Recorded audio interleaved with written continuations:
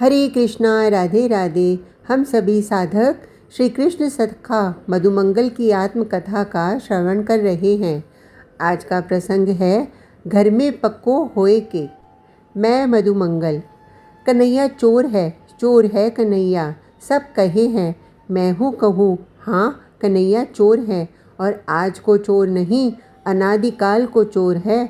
सब चुरावे, तुम्हारे दुख, तुम्हारे संताप, तुम्हारी दरिद्रता, तुम्हारे जन्म जन्मांतर के संस्कार, तुम्हारे प्रारब्ध, तो कैसे चुरावे गो। हाँ, ये प्रश्न तुम कर रहे हो तो सुनो। तुम कन्हैया के काजे अपनों की वार खुलो रखियो। बस पतो है तुम्हें, या प्यारे से चोर ने आज तक तुम्हारी चोरी चौनाई करी, जालिए नाई करी कि तुमने या के काजे अपनों के वार बंद कर रखे हैं। और हाँ, औरन के काजे तुमने खोल रखे हैं अपने किवार, लेकिन जब ते प्यारो तुम्हें दिखे सोई तुम बंद कर लो हो।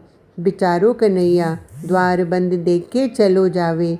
अरे बाकू कोई गरज थोड़ी ही पड़ रही है, जे तो प्रेमियन के यहाँ जावे और उनकी ही चोरी करे है।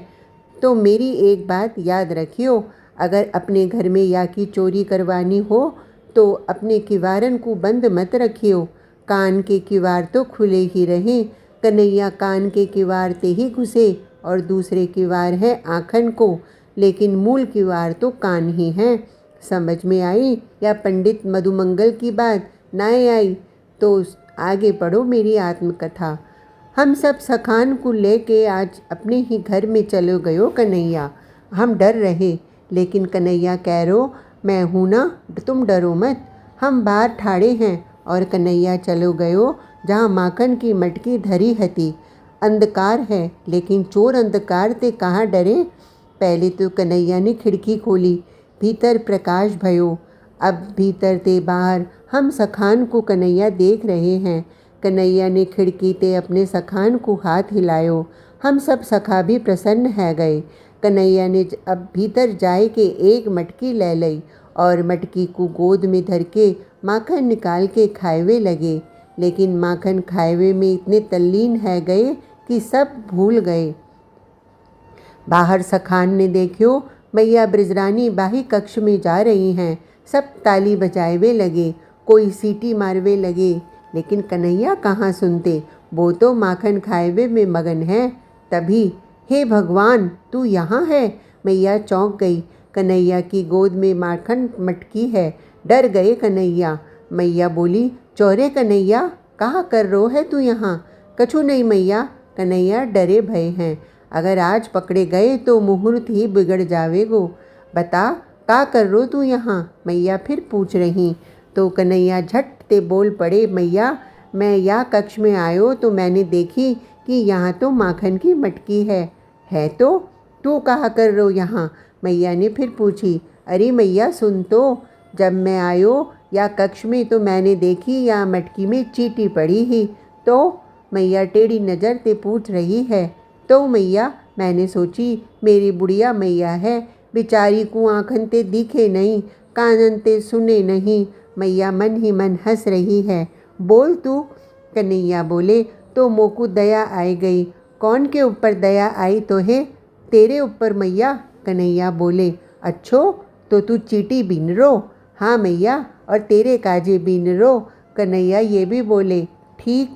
अब जे बता कन्हैया, हाथन ते तू चीटिन बीन रो, लेकिन या मोड़े ते तेरे चीटा बीन रो मतलब? कन्हैया ने पूछी और झट ते मैया की साड़ी ते अपनो मुंह पोंछ लियो। मैया अब तो नहीं लगियो माखन? कन्हैया पूछ रहे हैं।